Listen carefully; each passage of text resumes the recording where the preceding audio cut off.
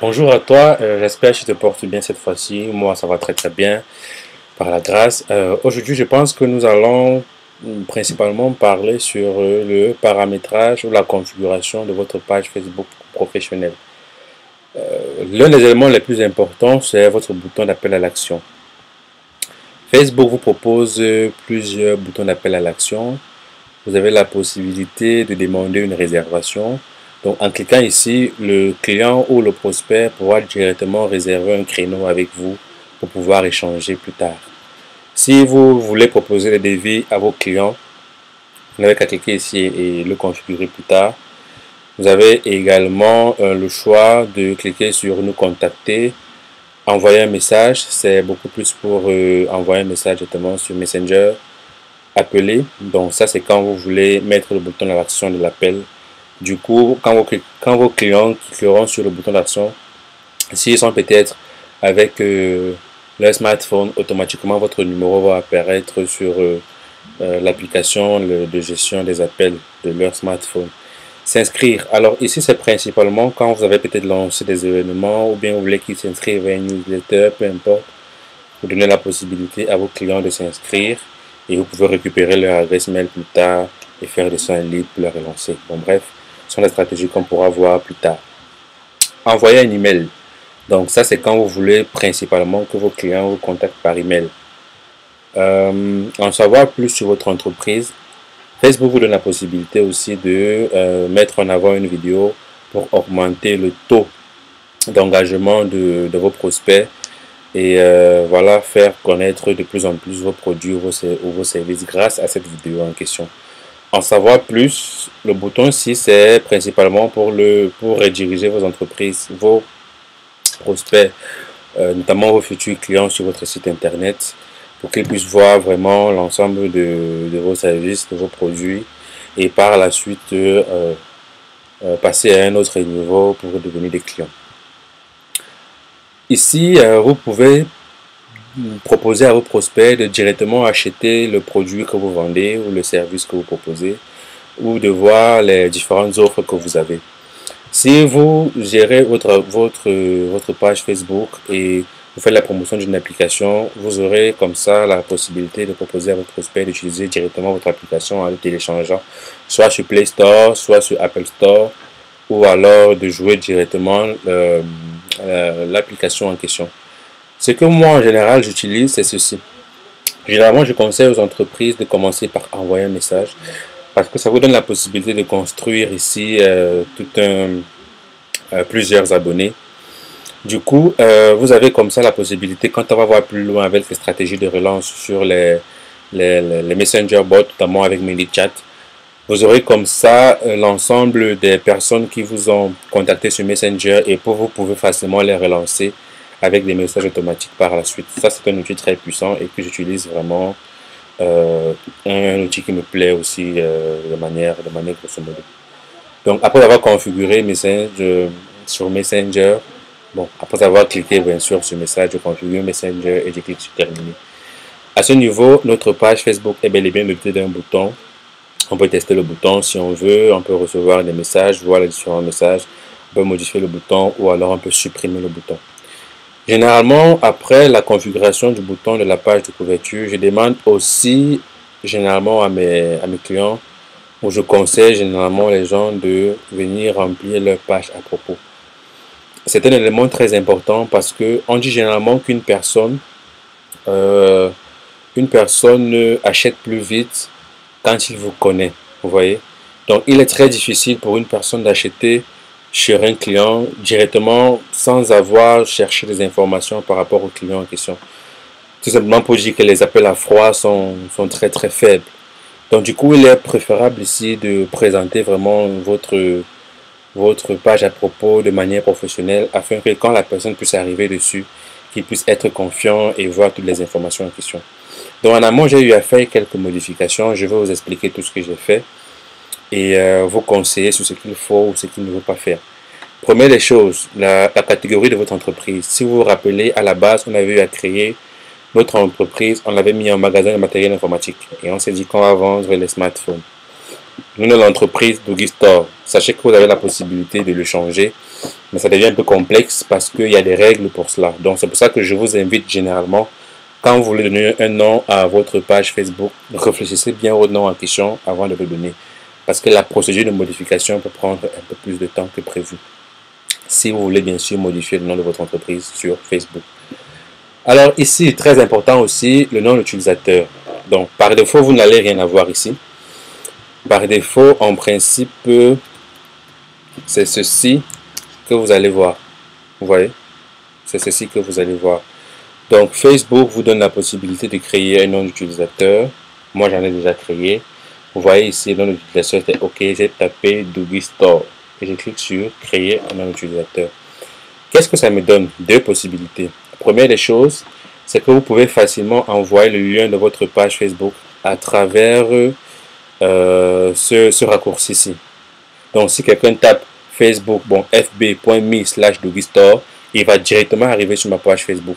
Si quelqu'un tape m.me/DougieStore, il arrive directement sur ma boîte de Messenger pour que je puisse échanger avec lui. Et vous pouvez facilement partager cela à vos prospects ou à vos futurs clients pour leur faciliter la tâche. Donc c'est un élément très important à ne pas vraiment négliger. Après cela, vous avez la possibilité de configurer un certain nombre de choses ici. Bon, en général, ce que je fais, c'est que je clique directement ici sur modifier les infos de la page. Une fois que je suis ici, je peux modifier la description.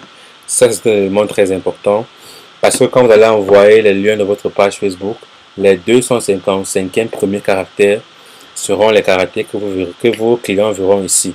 Du coup, si vous n'avez pas un caractère accrocheur, vraiment en lisant cela, ils ne seront pas peut-être tentés de cliquer sur ça et d'arriver sur votre page. Donc de grâce, arrangez-vous à vraiment mettre un contenu qui les incite à arriver sur votre page. Alors ici, je vais écrire ce qui me vient en tête. Spécialisé. Voilà, dans la vente des smartphones. Des smartphones.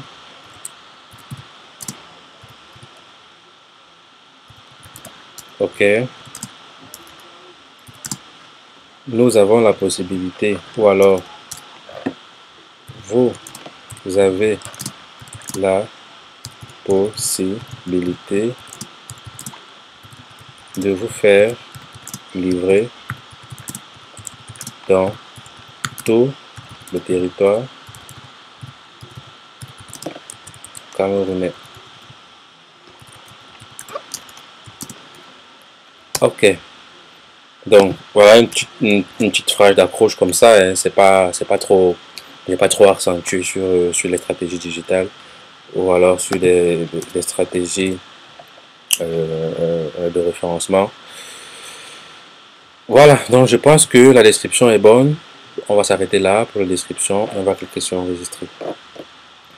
Une fois que c'est fait, je vous invite ici à bien choisir le pays de résidence où vous êtes pour le numéro en question que vous avez donné. Donc là, nous sommes bien au Cameroun. Voilà, Cameroun. OK, hop. Et puis, on enregistre les informations. Pour ici, je vous invite à plus tard aussi, hein, vous exceller dans le copywriting. Ce sont des éléments qui vous permettront aussi de parfaire votre éducation dans la conversion de vos futurs clients avec les mots. OK. Là, par exemple, ici, c'est l'endroit où il faudra déposer votre site internet. Si vous l'en avez vraiment, je vous invite à le mettre. L'adresse mail de votre structure. Ça, c'est l'adresse où vous êtes situé, où votre entreprise est située.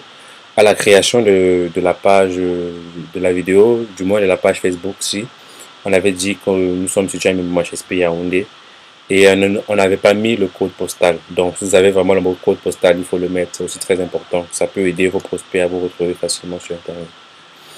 Alors ici, généralement, je vous conseille de cliquer sur ouvrir à une certaine heure. À partir d'ici, vous pouvez vous-même configurer si vous ouvrez le lundi, le mardi, le mercredi, le jeudi, le vendredi et le samedi. On va se dire le lundi à vendredi, on ouvre de 9h, on finit à 17h. Et le samedi, on finit généralement à 15h. Une fois que c'est bon, on enregistre les modifications. Alors ici, mention légale ou alors politique de confidentialité. Je vous invite aussi à mettre le lien de votre politique de confidentialité si vous avez un site internet. Là, ça permet à vos clients de se rassurer sur la non-divulgation de leurs informations sur internet. Ça rassure aussi. Une fois que c'est fait, vous enregistrez et puis on peut fermer la page.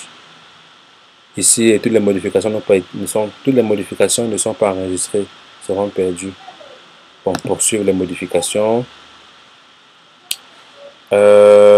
Alors ici,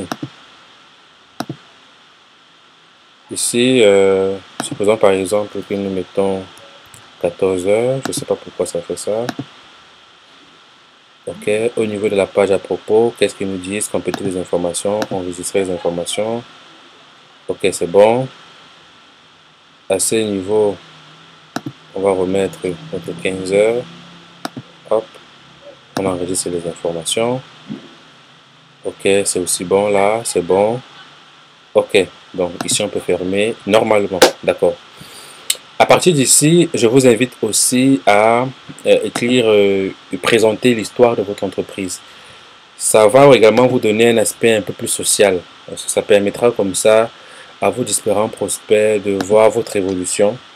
Donc vous pouvez cliquer ou déposer une photo de vous, ou bien de votre entreprise ou de votre magasin, donner un titre et puis de raconter l'évolution de votre entreprise, ce que l'entreprise fait. Bon, bref, détailler vraiment en fond encore l'entreprise. Ça vous fait gagner en social proof, ça vous fait également gagner en référencement naturel. Et voilà, ça peut comme ça vous aider.